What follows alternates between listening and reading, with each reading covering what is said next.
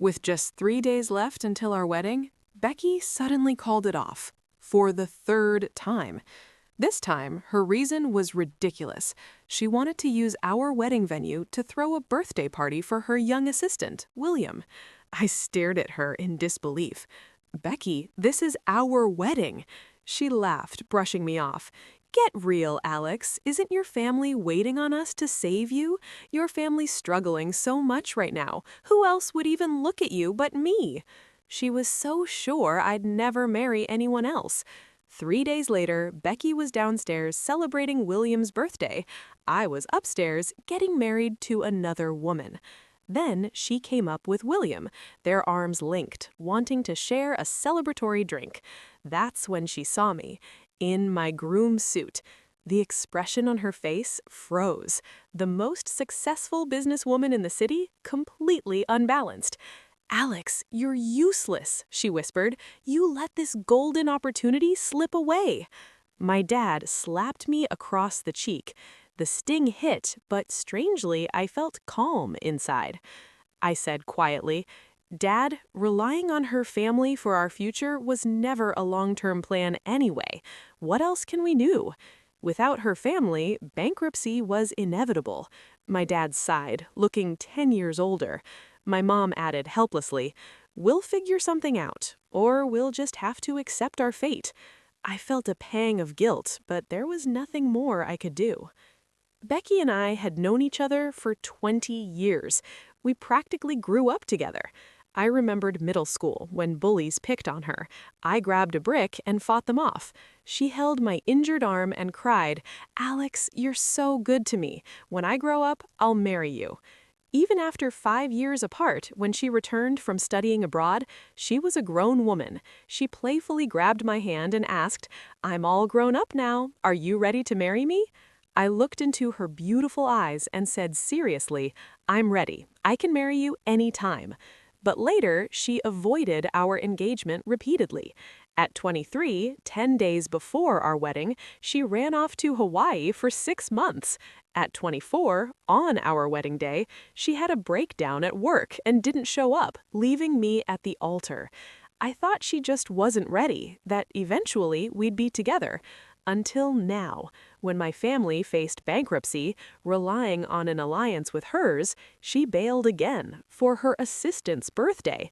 William had asked me for help finding a job.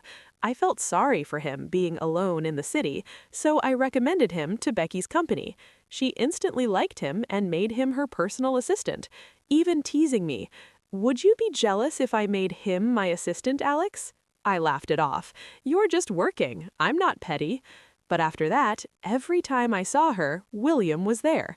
They laughed together, so close it made me uneasy. I warned her gently to keep some distance. William overheard and looked pale and pitiful.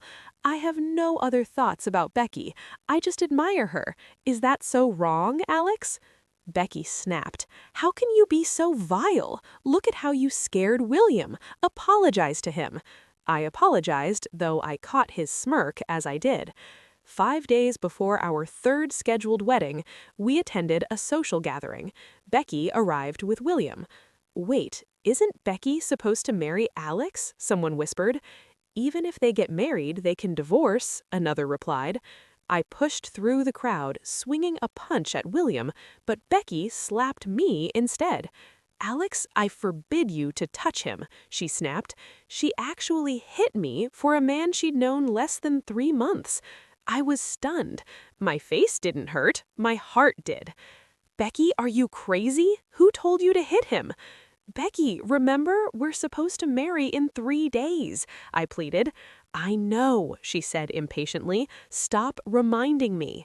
She whisked William away, assuring him, "Don't worry, everything will be fine. I'll take you to the hospital right away." I was left humiliated, laughed at like a clown. Later, I saw her gently cleaning William's wound, and he naturally wrapped his arm around her waist. She didn't resist, her eyes soft. "Why marry him, Becky?" I thought bitterly. She told me the wedding was canceled again for William's birthday. My heart sank. "Are you sure?" I asked hopelessly. Very sure, she said. Then, coldly, and when will you marry? Why are you so impatient? I haven't said I won't marry you. It just so happens to be William's birthday. The venue's booked for him.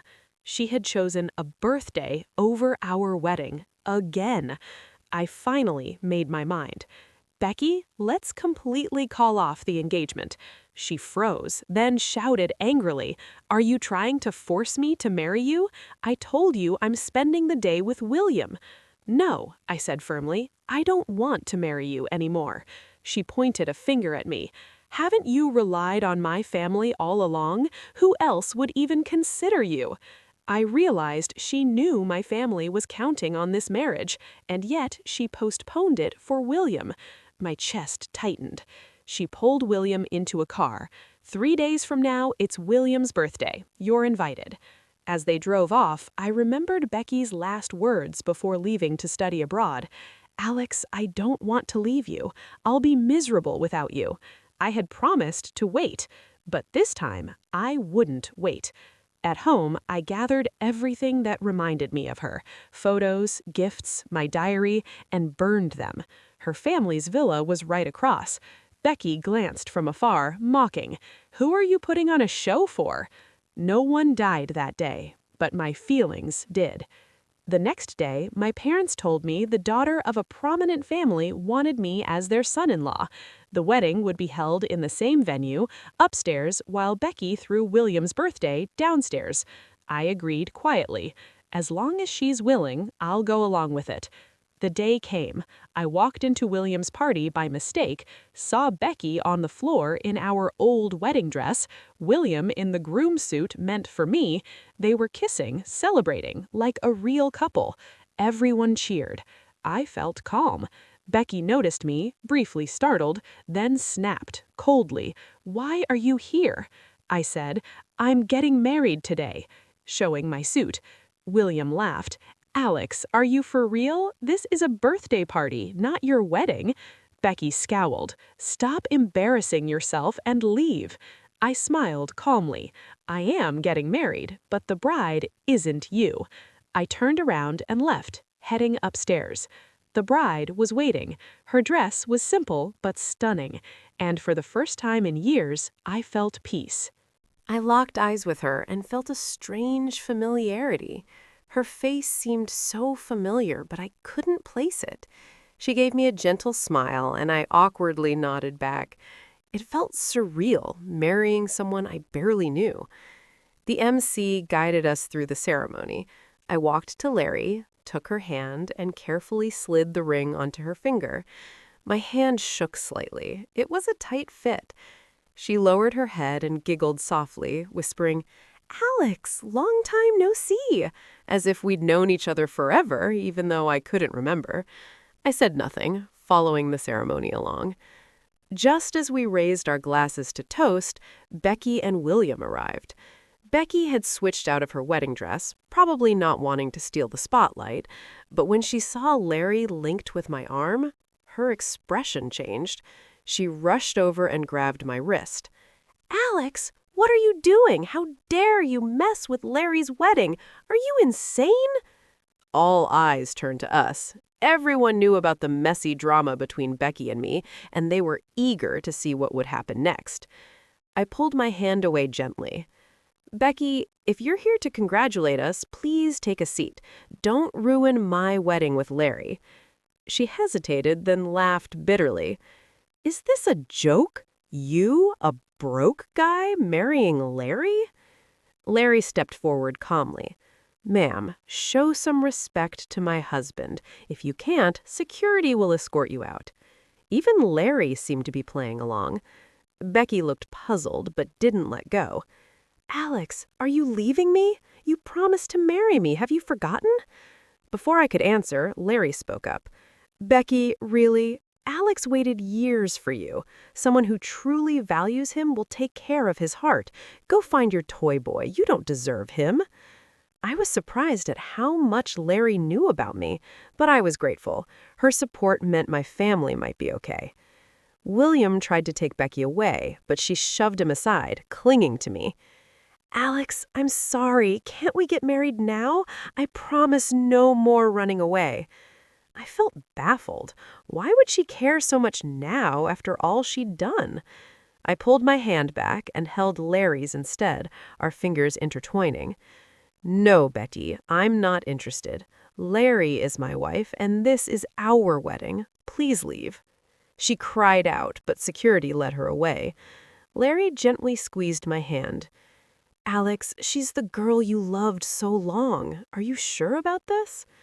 I looked at her, unsure what she saw in my eyes. Then I realized, you saved me from my cage, Larry. Since we've married, you're the love of my life. Will you be my wife? Her cheeks flushed as she nodded. Though we hadn't known each other long, that night we simply held hands. Shall we get our marriage license tomorrow or take some time? She asked, respecting my opinion. I smiled. Let's follow your plan. Her eyes lit up. Okay, tomorrow then. But Becky had heard the news. At the Civil Affairs Bureau the next day, she was waiting. Alex, I won't let you register with her. You promised to marry me, she cried, reaching for my hand. I stepped in front of Larry, blocking her. Becky, haven't you broken promises enough? Stop causing trouble. But you always indulged me. Just one more time, she begged. I dodged her hand. Stop. I have no feelings left for you. Step aside. She shook her head, tears in her voice. We have over 20 years of history. How can it just be gone? I laughed bitterly. You ruined our wedding for someone you just met. You wore a wedding dress for his birthday. Isn't it obvious how you feel? She pointed at Larry. And her? You've never dated her, yet you'd marry her over me? Do you really love her? Holding Larry's hand tightly, I said plainly, I can't say how much I love my partner yet, but I do know I despise you. Now step aside. Becky was speechless. Larry stepped forward and slapped her firmly. Becky, haven't you hurt Alex enough? Leave him alone. Becky froze, bitterly smiling at me. You let her hit me. Why not protect me like before? Because now I have someone I genuinely need to protect, I said, taking Larry's hand and moving forward. Alex, don't go. Don't register with her, Becky screamed behind us. I ignored her, focusing on Larry. We left the bureau married. Becky was gone. Alex, won't you regret marrying me? You waited for Becky so long, Larry asked, concerned. Holding her hand, I said sincerely, no. Once you're completely let down by someone, you can't imagine growing old with them. Curious, I asked Larry, why did you choose me?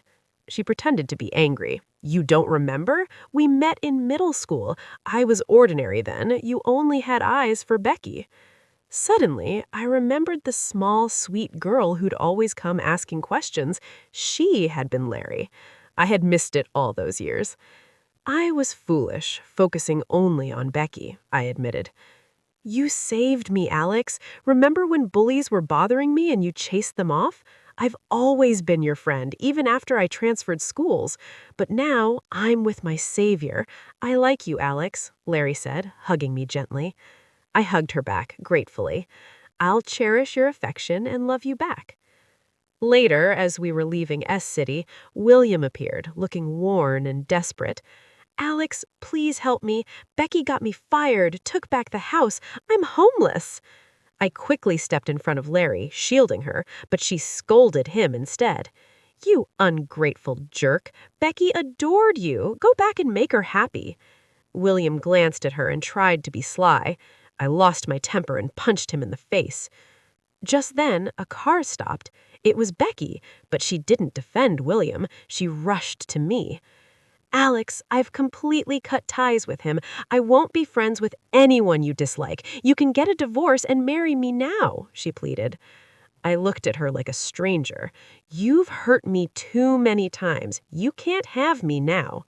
With tears streaming, she whispered, I can't live without you. I thought you'd wait. Becky, I'm done with you. I have someone I love now, I said firmly, taking Larry's hand. Becky tried to argue, but Larry interrupted calmly. Don't worry, I'll give Alex the respect he deserves, unlike you. Becky's hope shattered. I walked away with Larry, leaving her cries behind. Larry and I started a new life together. She respected me, worked hard, and our relationship grew quickly. Without her, I might still have been trapped in the cage Becky built. As for Becky and William, life caught up with them. William got into trouble, and Becky's life seemed difficult. I never reached out, and she didn't either.